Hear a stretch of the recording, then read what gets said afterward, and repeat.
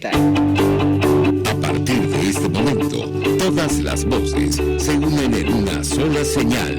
RCR presenta Conexión 750 con María Alejandra Trujillo.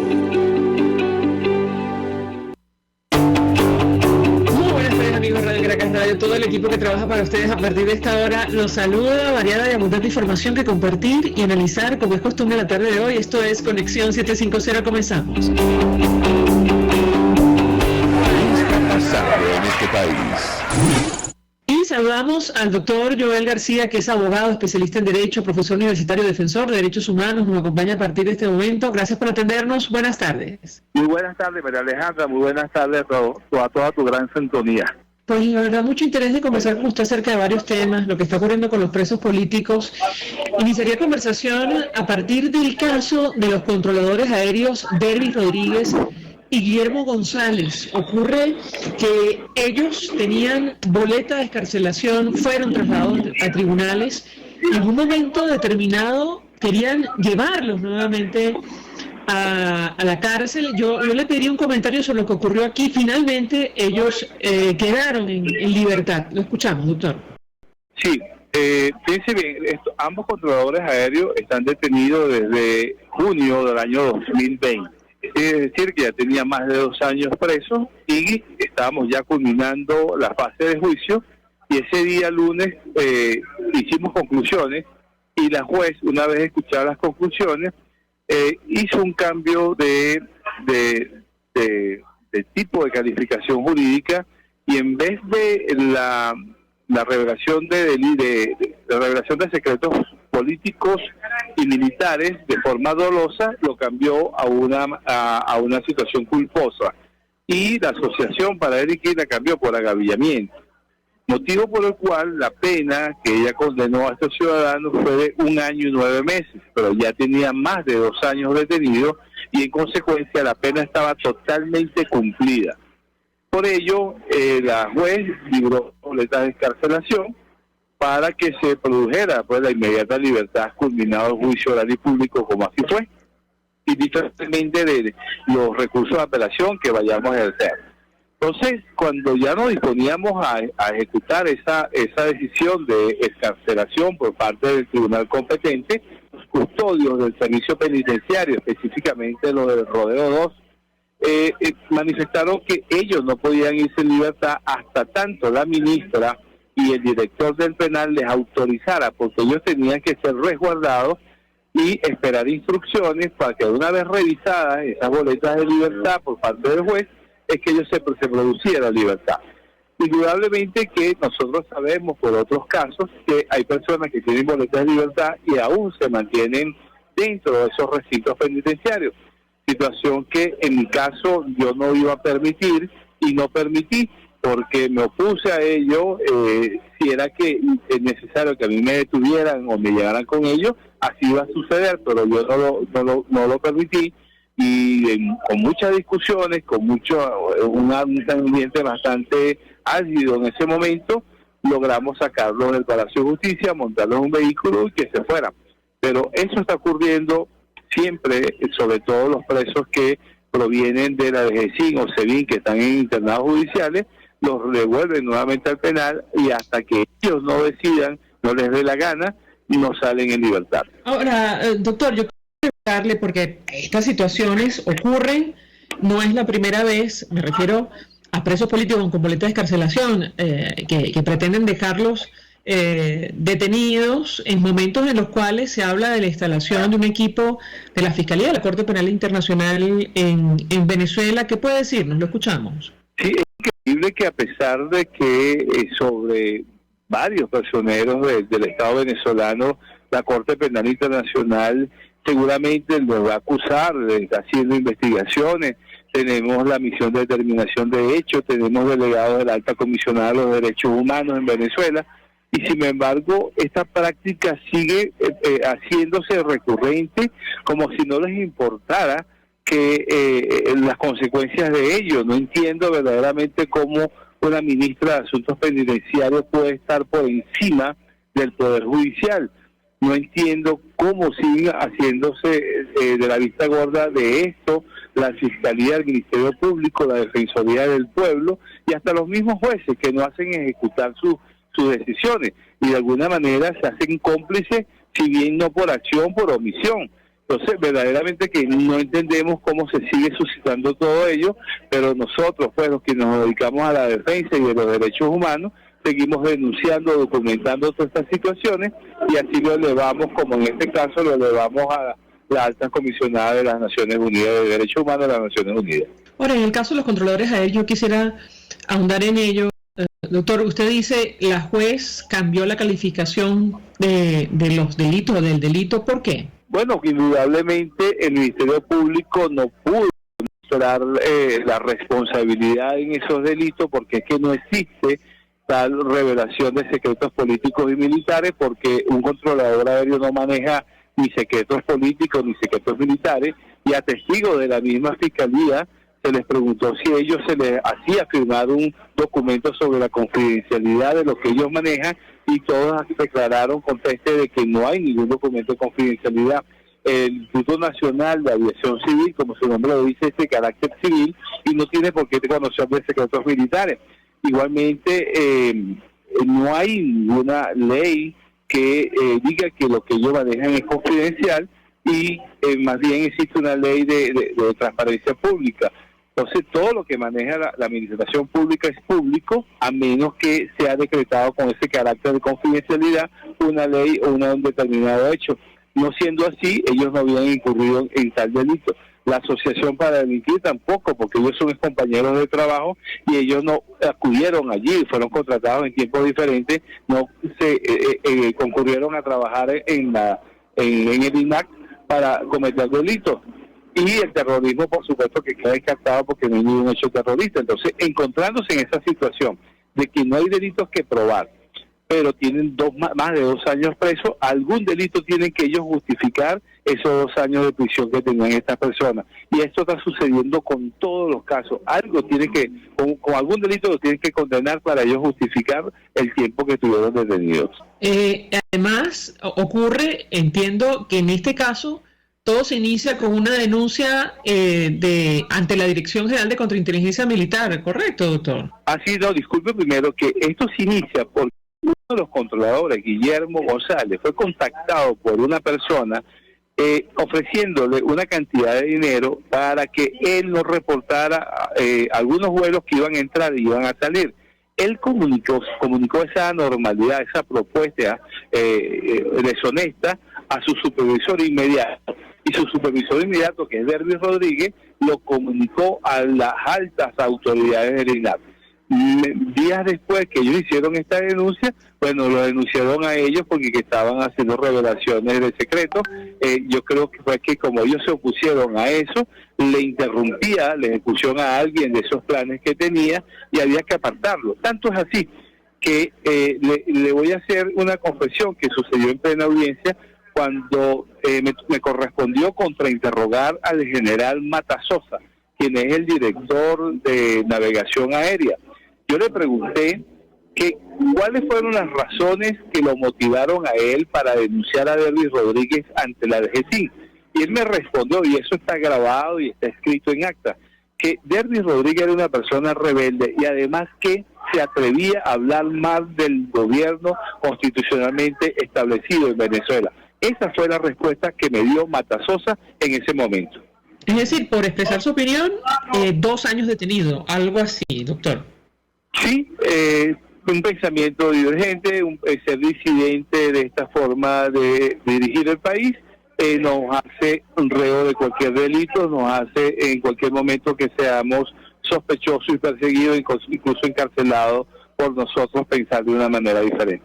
Ahora, doctor, ¿qué vuelos? No sé, no sé si se ven ante la audiencia, son esos, y lo saco a colación por el escándalo que ahora mismo hay en Argentina. Evidentemente son cosas totalmente diferentes, en otro tiempo y espacio, pero ¿qué vuelos eran esos que preocuparon tanto a las autoridades?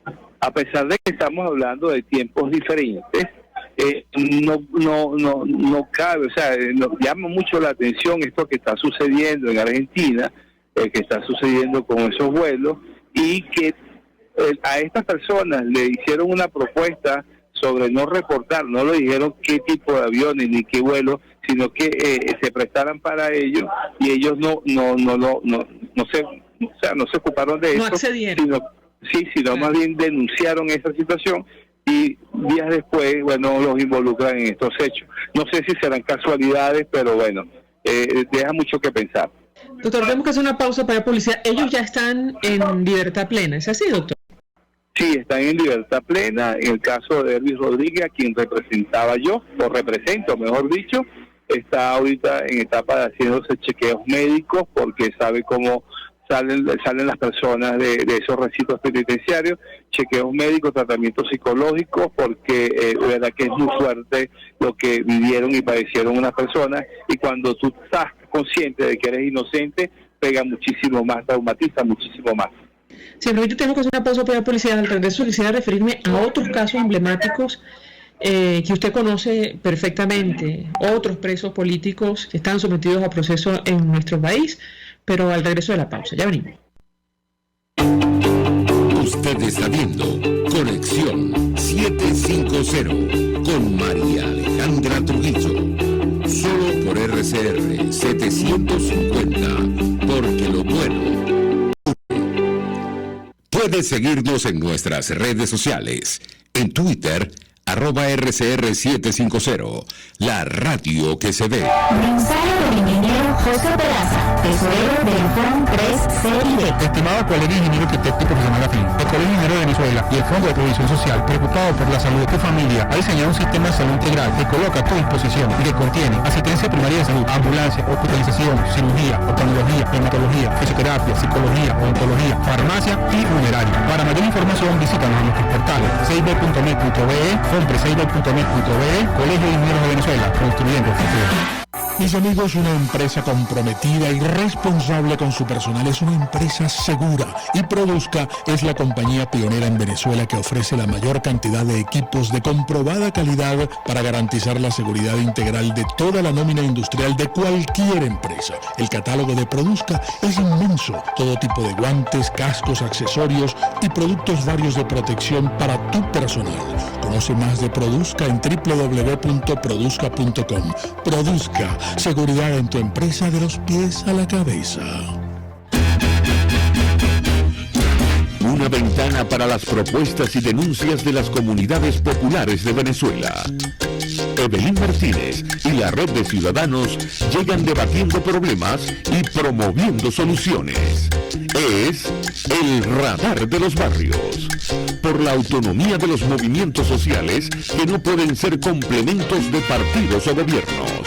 El Radar de los Barrios, de lunes a viernes, a partir de las 10 de la mañana, por RCR 750 AM.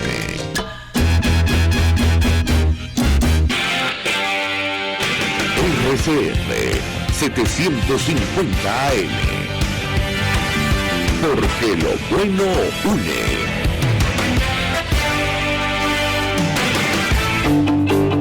El poder de la comunicación en tus manos. Conexión 750 con María Alejandra Trujillo. Solo por RCR 750. La radio que se ve.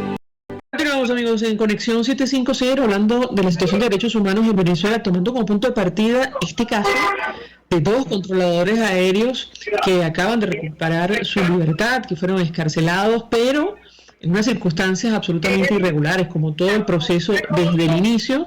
Ellos, con boleta de excarcelación, pretendían trasladarlos al penal, y su defensa lo impidió, y los familiares también. Nos acompaña Joel García, abogado, defensor de derechos humanos, y yo le dejaba una inquietud, doctor, acerca de otros casos emblemáticos que usted conoce, por ejemplo, el referido al periodista Roland Carreño, el retardo procesal y falsos testimonios, decía Efecto Cocuyo, marcaron el primer mes del juicio contra este periodista, este comunicador. ¿Qué puede decirnos al respecto? Lo escuchamos.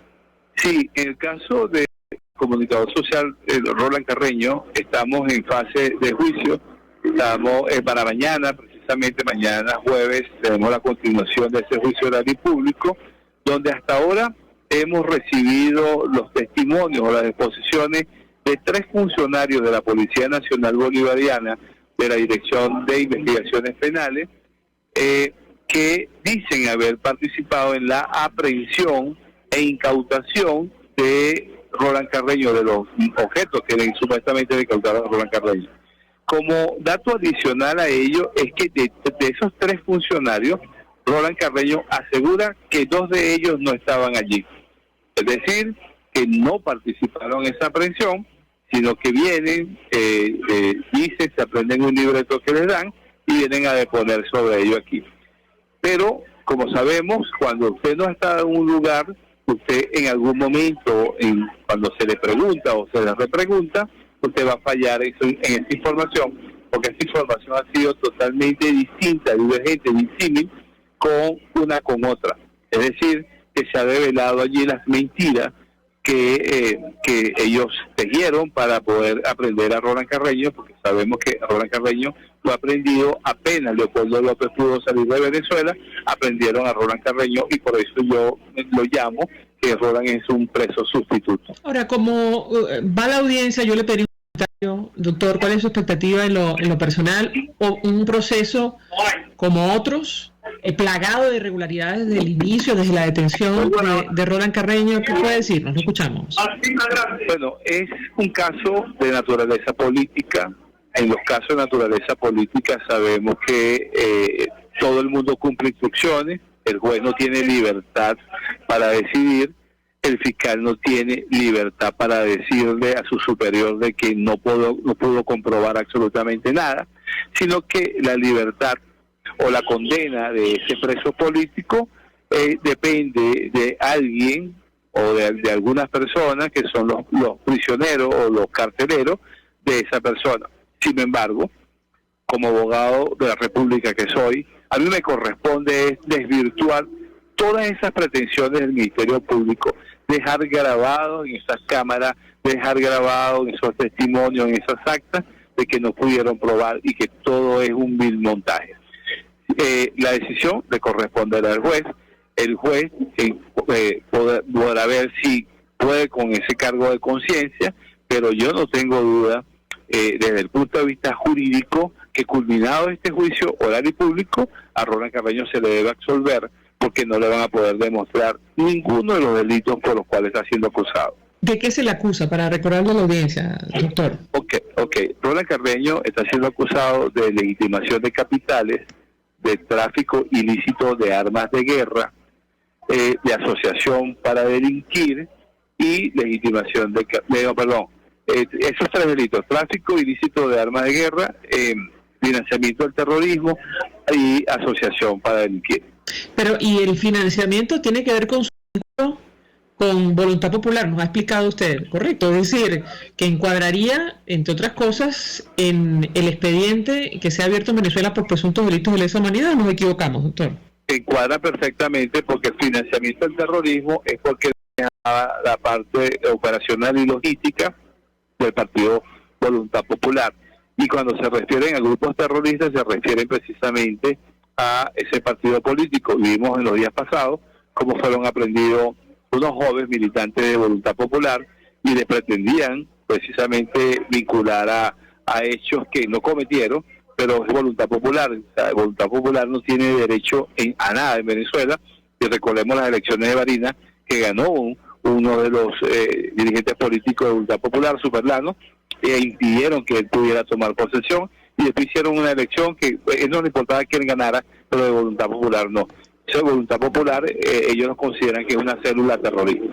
Bueno, doctor, usted ha dicho en una declaración anterior, y a un mes de haberse iniciado el juicio, que en principio ha habido retardo procesal, como ocurre en otros procesos, inexistencia de pruebas en los que el Ministerio Público asegura ha incurrido Roland Carreño, y además ha habido testimonios contradictorios de los funcionarios policiales que participaron en la captura, ¿correcto?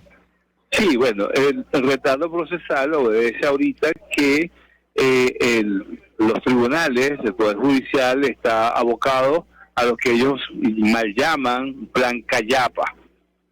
un plan de descongestionamiento de las cárceles, de los internados judiciales, y los jueces, los fiscales y defensores públicos están acudiendo a los internados judiciales para realizar las audiencias allá, revisar los casos de las personas que tienen mucho tiempo privadas de libertad, para ver si de alguna manera, admitiendo los hechos, ellos le pudieran condenar a penas que pudieran cumplir en la calle, pues, es decir, una suspensión condicional de la pena.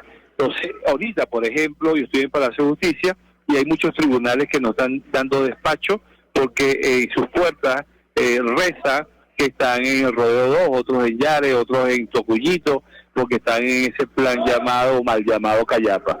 Finalmente, doctor, tengo que preguntarle sobre otro de los casos emblemáticos, y me refiero a el proceso contra el diputado Juan Requesens. ¿Cuál es la situación? Creo que ya está bastante adelantado el juicio. ¿Qué puede decirnos? Lo escuchamos. Sí, ese juicio no lo han culminado porque así no han querido. En ese juicio ya hemos evacuado la totalidad de los medios de prueba. Yo estimaba, comenzando el año, que máximo mes de marzo o abril ya habíamos terminado. Ayer precisamente teníamos la continuación de ese juicio y fue diferida por falta de traslado del Rodeo a que hagan los tribunales. Entonces lo han dilatado en el tiempo, no sé qué están esperando, pero así como lo aceleraron en una oportunidad, ahora está totalmente frenado.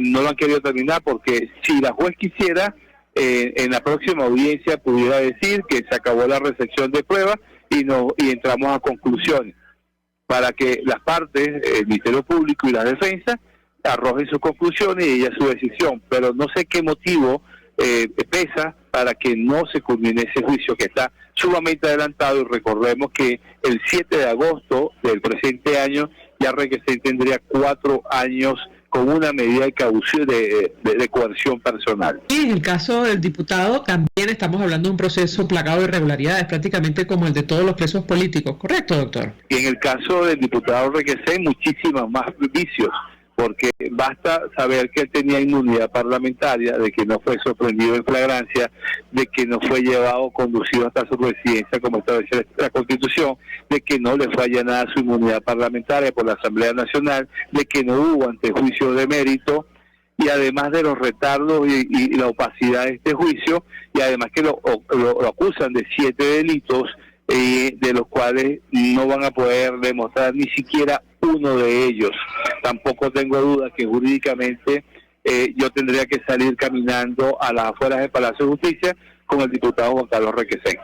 Recordar el caso del diputado Juan Requesens, a él lo detienen, eso quedó perfectamente grabado en las cámaras de seguridad de su residencia junto a su hermana, y permaneció en situación de desaparecido, ¿correcto, doctor? Es decir, cuyo destino se desconocía en un momento determinado, ¿es así? Sí, cuando lo aprendieron junto a su hermana, se lo llevaron al SEBIN, ellos negaron su participación, y tanto es la desaparición que su hermana no aparece ni siquiera en las actas policiales, como que si hubiese sido detenida.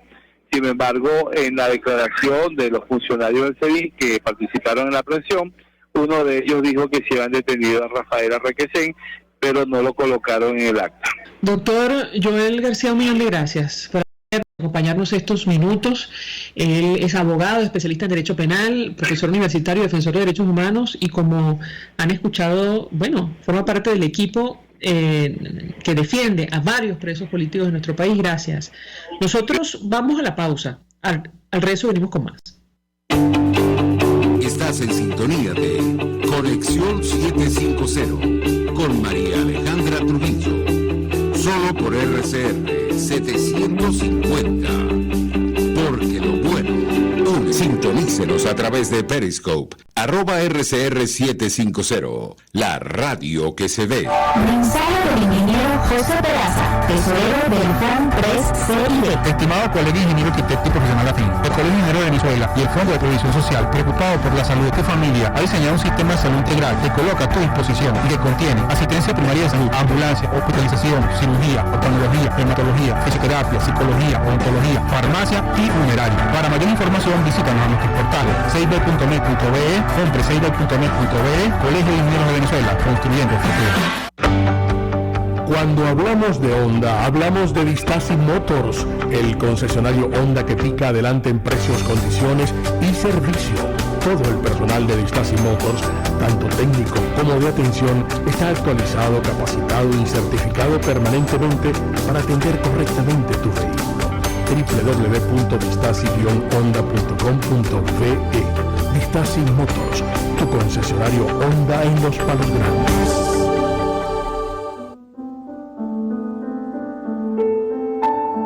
La Academia de Ciencias Físicas, Matemáticas y Naturales presenta El Progreso tiene su ciencia.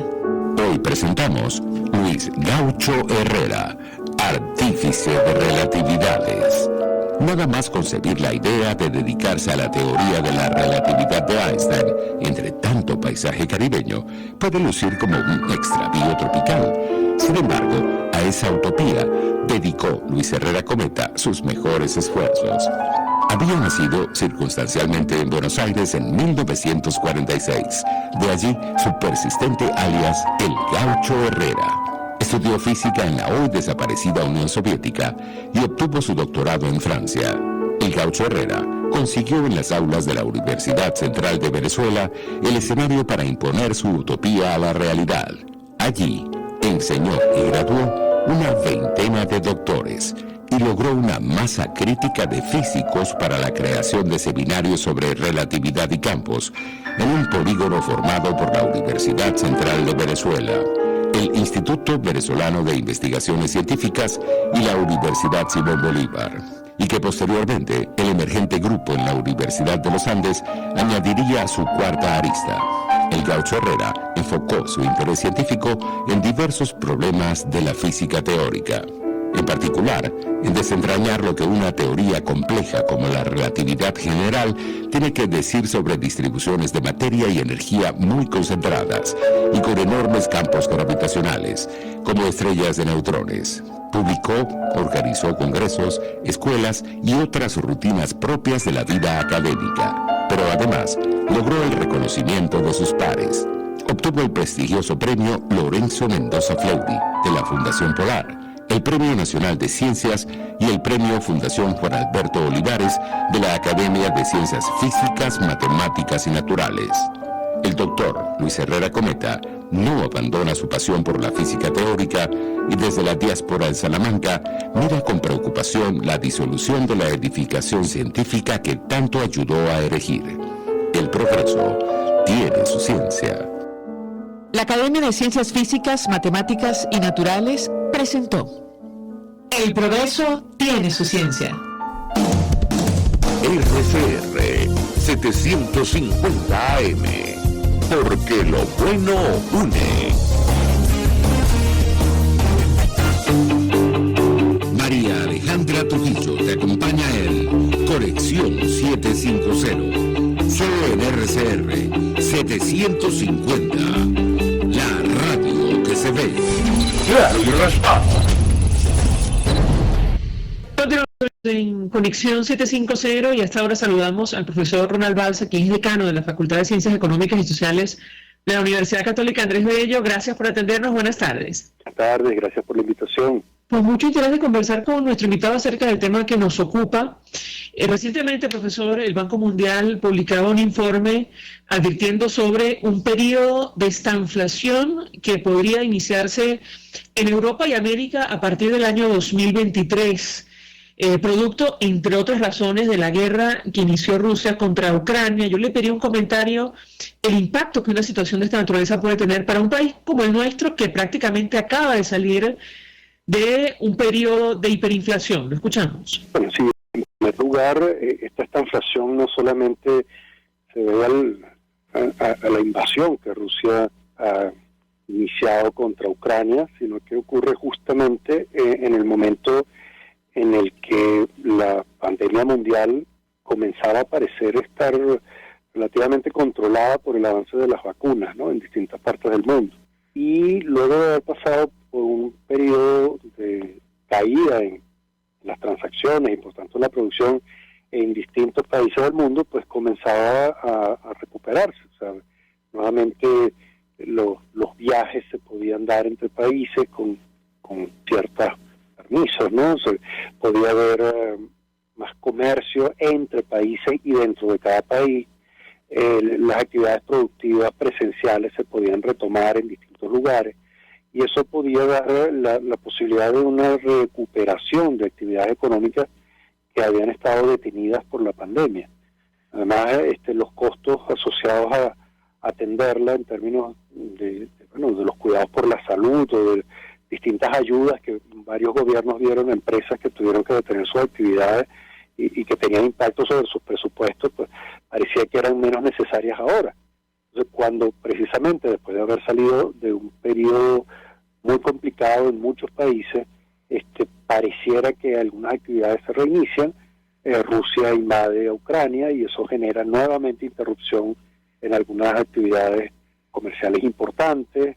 Recordemos que Ucrania es un productor de alimentos muy importante, que Rusia también ofrece gas y petróleo a Europa, y todo esta interrupción por motivos militares esta vez tiene efectos sobre los precios en productos en Europa y por tanto pues en la demanda de esos productos en todo el mundo, hace que suba el precio de los alimentos, que suba el precio de los combustibles en todo el mundo y genera pues ese aumento en los precios sin que la recuperación de la producción pueda continuar avanzando.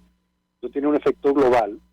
En nuestro caso, pues que lamentablemente la información pública no está disponible con detalle, pues las evidencias anecdóticas de recuperación de la economía venezolana tenían mucho que ver con los entornos en los que ciertas actividades comerciales y de espectáculos se estaban llevando a efecto, pero entendiendo que hay problemas de distribución, el ingreso de la riqueza importante, que hay un gran deterioro en los servicios públicos, no solamente los asociados a salud y educación, sino los que tienen que ver con infraestructura, y que no vemos inversión en actividades petroleras, a pesar de las discusiones sobre el levantamiento de sanciones, no solamente por las sanciones dejó de invertirse en petróleo, no vemos que se hable sobre la solución de los problemas financieros por renegociación de deudas. Es decir, en nuestro caso, esa aparente recuperación de la que algunos hablan tiene más de anecdótico y menos menos soporte en nuestra vinculación con el resto del mundo de lo que sería deseado. Ahora, en la práctica, profesor, me corregirá si me equivoco, la estanflación es definida como estancamiento económico y también un fenómeno inflacionario en los países donde esto se da. ¿Qué impacto podría tener, insisto, para Venezuela? Usted, comenzando el año, en una entrevista con la agencia EFE, advertía que ese largo periodo de hiperinflación, en el caso de nuestro país, dejó huellas. De hecho, decía usted, hay muchos que no van a salir nunca de las consecuencias porque ya no están entre nosotros. ¿Qué puede decirnos? Lo escuchamos. Esta inflación es tal como dice, inflación con estancamiento, ¿no? En estos países, en Europa, los incrementos en precios son novedades relativamente, porque la estabilidad de precios se da en todo el mundo, excepto en países que han pasado por lo que pasó Zimbabue o Venezuela, o en un grado menor Argentina, ¿no? Un proceso inflacionario sostenido, que en nuestro caso llegaron a ser hiperinflación. Sí, pues para estos países los incrementos en precios generan tensiones internas, todo lo que hemos visto que ocurre con el precio de la gasolina, por ejemplo, que en nuestro país ha sido una preocupación durante mucho tiempo, es una preocupación cada vez mayor en Europa y Estados Unidos, porque el incremento de los combustibles afecta la capacidad de compra de otros bienes. Uno podría decir, bueno, ¿cómo nos afectará a nosotros? Cada vez que hubo un incremento en el precio del petróleo o de la gasolina, había un incremento en los ingresos del gobierno venezolano durante el siglo XX y el principio del XXI.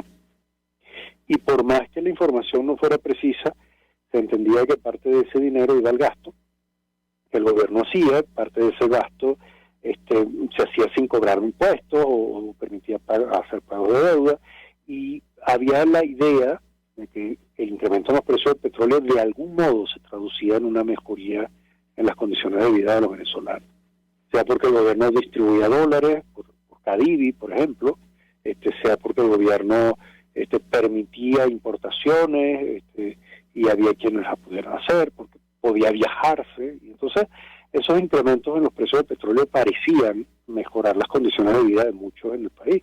Entonces que la pregunta típica de los periodistas en esos años era cómo ahorrar, y la respuesta era, bueno, lo que sobre de bolívares conviértelo en dólares y guárdalo. Ahora pues esa pregunta hace tiempo que no se hace, ¿no? ¿Cómo ahorrar? Uno podría decir que el problema en el resto del mundo de ese incremento en los precios, esa mayor reducción en el crecimiento, afecta también las importaciones. En el caso de Venezuela exportaba petróleo, pero ahorita no sabemos cuánto puede estar exportando, ni qué uso le da el gobierno, ni a qué lo destina. Entonces, la hiperinflación dejó huella, igual que la pandemia dejó huella. Cuando yo decía que muchos no podrán recuperarse nunca, era en el sentido más literal. O sea, personas que murieron durante ese tiempo porque no hubo atención médica, personas que se fueron de Venezuela, que emigraron. Estaba leyendo las noticias sobre el Darién, que son siempre terribles, ¿no? Venezolanos que se fueron y en el camino se quedaron fuera de Venezuela o no llegaron, o murieron en el camino. Empresas que quebraron, empresas, venezolanos que lamentablemente no pudieron salir de la hiperinflación y de la caída de la producción en nuestro país. Ahora, ¿qué impacto tiene para los que quedamos acá esta situación en la que vivimos? Bueno, cada vez pareciera que esas aparentes mejorías que el gobierno permite que se den, en un sentido de que no hace el mismo ataque que hacía el gobierno de Hugo Chávez y el principio el de Maduro en contra de los precios, a lo que se hacen ciertas transacciones al uso del dólar, por ejemplo, que permiten que se hable abiertamente del uso de estos recursos por parte de algunos, da la impresión de que hay una mejoría en nuestro país. Pero es bueno no engañarse con eso. O sea, no es lo mismo ir a un centro comercial que ir a un hospital. No es lo mismo ir a un concierto cuando uno tiene la oportunidad de ver un artista del que admira mucho, que tener un accidente de tránsito y tener que recuperar el carro, después de haberlo perdido, o tener que ir a recuperar la propia salud, ¿no? Es decir, no es lo mismo querer estudiar, querer aprender algo y no tener profesores en algunas materias. Los estudiantes de los colegios a veces no tienen profesores de matemáticas, aunque van al colegio, porque no hay. Entonces, cuando uno piensa, bueno, el efecto de la guerra, la subida del precio del petróleo, se va a traducir en la mejora en la vida de los venezolanos. No de todos, no necesariamente de un modo sostenible, no necesariamente en las condiciones que permitan innovación y crecimiento perdurable en nuestro país, no de un modo que nos ayude a conectarnos con el resto del mundo de un modo permanente, y lamentablemente en condiciones siempre pues de una gran opacidad que impide hacer inversiones a largo plazo en áreas tan importantes como agua, electricidad o petróleo que necesitamos en nuestro país. Profesor, tenemos que hacer una pausa para ir a publicidad. Yo te hago la pregunta. ¿Existe la posibilidad de que otra vez Venezuela tenga que pasar por un episodio hiperinflacionario o no? Y le dejo la inquietud porque en el último documento de la Academia de Ciencias Económicas de Venezuela, allí en el área de perspectivas económicas ellos hablan del abatimiento de la hiperinflación con base en contracción drástica del gasto público, la asfixia de la actividad crediticia en la banca y el anclaje del tipo de cambio con la consecuente sobrevaloración del bolívar, que es lo que finalmente provocó la depresión de aún más los niveles de vida de los residentes en nuestro país, una estabilidad precaria, dice la Academia, y advierte más adelante que el deslizamiento reciente del tipo de cambio estaría anticipando correcciones mayores a futuro con probables impactos inflacionarios. Al regreso quisiera su comentario sobre esta reflexión de la Academia y su respuesta. ¿Existe la posibilidad de otro episodio hiperinflacionario en nuestro país o esto está descartado? Ya venimos con más. Escuchamos Conexión 750, solo por RCR 750, la radio que se ve. Puedes seguirnos en nuestras redes sociales. En Twitter, @RCR750, la radio que se ve. Mensaje del ingeniero José Peraza, tesorero del FAN 3CID. Estimado colega ingeniero arquitecto y profesional afín, el Colegio Ingeniero de Venezuela y el Fondo de Previsión Social, preocupado por la salud de tu familia, ha diseñado un sistema de salud integral que coloca a tu disposición y que contiene asistencia primaria de salud, ambulancia, hospitalización, cirugía, oftalmología, dermatología, fisioterapia, psicología, odontología, farmacia y funeraria. Para mayor información, visítanos a nuestros portales cib.net.be, compre6.net.be, Colegio de Ingenieros de Venezuela, construyendo el futuro. Amigos, nace un nuevo concepto de farmacia en Venezuela. Farmacia CVS y más. Todo lo demás. En Farmacia CVS, en español CVS, lo consigues todo en un solo lugar. Salud, belleza, hogar y comida. Un nuevo concepto en todo para un nuevo concepto de vida. Farmacia CVS y más está en el CCCT nivel C1, frente a Beco y al lado del Banco Mercantil. En Instagram, FarmaCVS. Farmacia CVS y más. Todo lo demás. RCR 750 AM. Porque lo bueno une.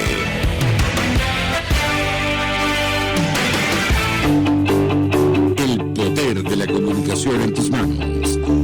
Conexión 750 con María Alejandra Trujillo. Solo por RCR 750. La radio que se ve. Continuamos, amigos, en Conexión 750, hablando acerca del telón de fondo de esta crisis, la situación económica en nuestro país. Nos acompaña el profesor Ronald Balsa en esta parte del programa, quien es decano de la Facultad de Ciencias Económicas y Sociales de la Universidad Católica Andrés Bello. Yo le dejaba un par de inquietudes, profesor. Quisiera su comentario sobre las reflexiones de la Academia Nacional de Ciencias Económicas de Venezuela. Allí advierten, entre otras cosas, el alto costo que ha tenido abatir la hiperinflación en nuestro país en base a, elementos como la contracción drástica del gasto, la asfixia de la actividad crediticia, el anclaje del tipo de cambio con las consecuencias que esto tiene. Y lo uno con la inquietud que dejamos en el corte anterior, ¿existe la posibilidad de que volvamos a vivir un episodio hiperinflacionario o eso está descartado? Un momento, lo escuchamos. Empiezo por la segunda, de acuerdo con lo que a la academia, sí entiendo que la hiperinflación se detuvo por esas razones, porque justamente nada de eso debió haber ocurrido. No debió haber un gasto que recortar del modo como se recortó, porque no debía financiarse primero con emisión monetaria y en segundo lugar había gastos que no era necesario hacer. Que uno puede preguntarse en este momento, ¿el recorte del gasto ha sido muy fuerte y hemos perdido por eso? ¿O perdimos, por el contrario, por tener un gasto financiado con emisión monetaria que estaba dirigido a fines que desconocemos y sin que se verificara que el gasto diera los resultados esperados en términos de, por ejemplo, sostenibilidad en la prestación de los servicios públicos? Así que yo diría sí, de acuerdo con que, tal como dice la academia, la hiperinflación se detuvo por esas razones. Pero a tu segunda pregunta es un poco más difícil, porque si tú me hubieras preguntado en el año 2015 si estaba descartado que tuviéramos una hiperinflación, yo diría que una hiperinflación no se justificaba de ninguna manera. O sea, nosotros no teníamos por qué llegar a una hiperinflación. El gobierno no tenía por qué tener los gastos que tenía, ni financiarlo como lo financiaba, ni mantenerlo en control de precios, ni tener control de cambio, ni pagar las deudas sin renegociarlas como lo estaba haciendo. Es decir, nosotros no teníamos por qué pasar por una hiperinflación. Pasar fue una decisión del gobierno. O sea, el gobierno además decidió mantenernos prácticamente 5 años en hiperinflación, desde el 2017 hasta el 2021, unos 4 años de hiperinflación, porque pudo haber evitado ese financiamiento monetario, pudo haber tenido mejores cuentas fiscales, pudo habernos informado mejor de todo lo que estaba haciendo, pudo haber buscado asociaciones público-privadas, pero decidió hacer otra cosa, al punto que dejaron de publicar el presupuesto un año antes de empezar la hiperinflación y después nunca lo volvimos a ver. Entonces, si tú me preguntas hoy si está descartado que la hiperinflación pueda volver, yo diría que no debería volver nunca debió haber pasado, pero así como fue arbitraria la decisión para meternos en una hiperinflación por 4 años, esa decisión arbitraria todavía puede estar en manos del gobierno. Si el gobierno quisiera hacer otra vez el financiamiento de sus gastos por emisión monetaria, lo podría hacer y podría generar otra hiperinflación. Yo no creo que tenga interés en hacerlo, y eso es por lo que yo te diría a tu pregunta de que no creo que volvamos a pasar por una hiperinflación. Y eso porque, aunque muchos llegaron a decir que el bolívar no valía nada, el bolívar se había pulverizado, pues el gobierno utilizó los bolívares para hacer gastos. No nos digo en qué, lo aprovechó para comprar activos, para pagar bienes y servicios, y eso permitió hacer una redistribución de las riquezas que había en nuestro país a través del uso del bolívar como medio de pago. Esa redistribución se hizo mientras las migraciones aumentaron en nuestro país, mientras mucha gente vendió lo que tenía o se fue con lo poco que tenía, en un tiempo en el que el gobierno eliminó toda la información sobre el gasto. Por eso la academia hoy nos dice que el gobierno recortó el gasto, pero no nos puede decir en qué. Porque es verdad que hizo un recorte brutal, porque hizo un incremento brutal en el gasto primero, pero nunca supimos en qué. ¿El gobierno dejó de gastar en eso? Sí.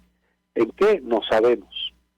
Pero justamente al haberlo hecho fue porque completó algunas tareas desconocidas para nosotros que les permiten, además en este momento, consolidar su posición de poder, o sea, mantener un poder además completamente opaco en el uso de los recursos públicos, y lograr una estabilidad para los precios hasta cierto punto, que puede favorecer nuevas alianzas que no se harían en condiciones de transparencia, lamentablemente, entre el gobierno y privados, que el gobierno elija favorecer, y de otros gobiernos con los que el gobierno decida trabajar. Si el gobierno ahora decide tener nuevas alianzas petroleras con gobiernos que están enemistados con los Estados Unidos, por ejemplo, lo puede hacer después de haber demostrado que, a pesar de las sanciones, hizo lo que quiso.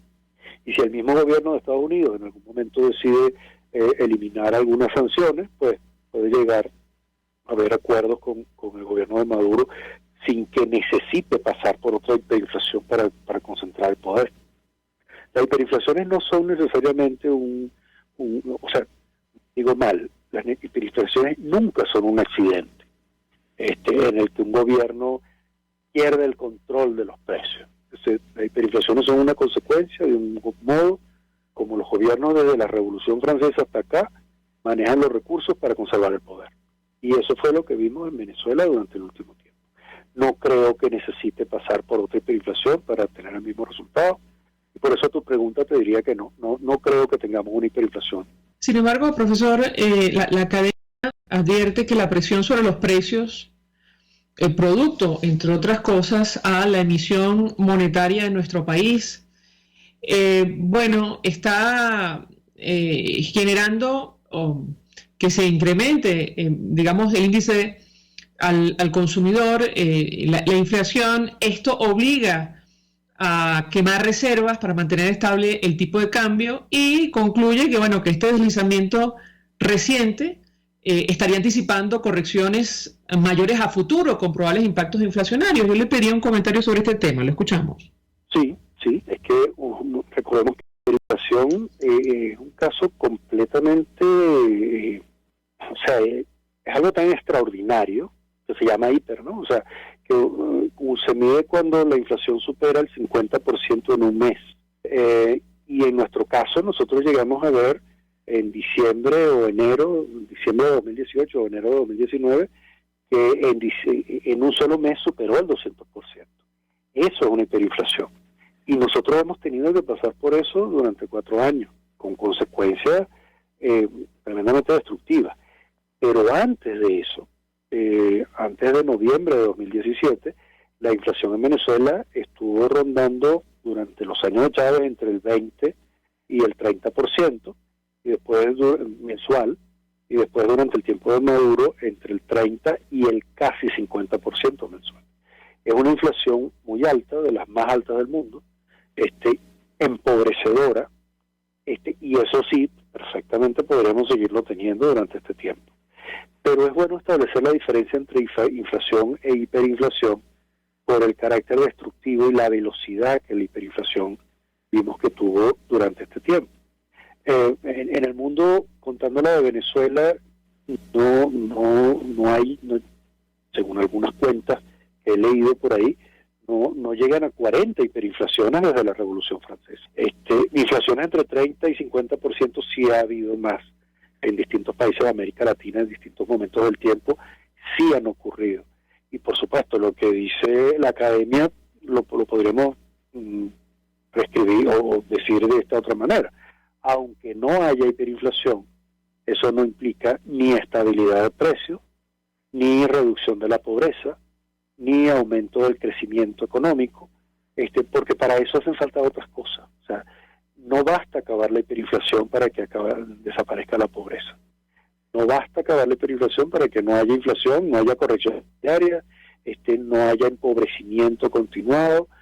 No basta para que no haya hiperinflación, para que tengamos incentivos para la inversión a largo plazo. Es decir, la hiperinflación apenas fue el último de nuestros problemas en noviembre de 2017, pero para llegar ahí ya teníamos situaciones muy difíciles, no resueltas, que lo único que pudieron hacer fue empeorar a partir de noviembre de 2017.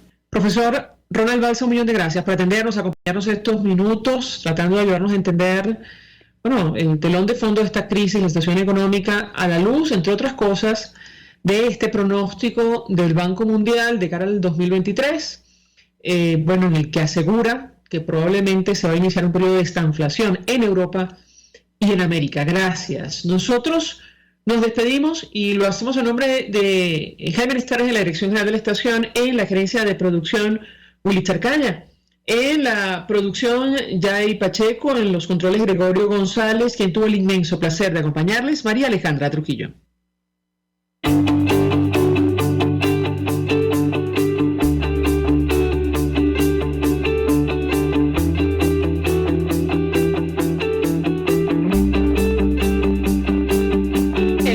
Previsión Social del Colegio de Ingenieros de Venezuela presentó.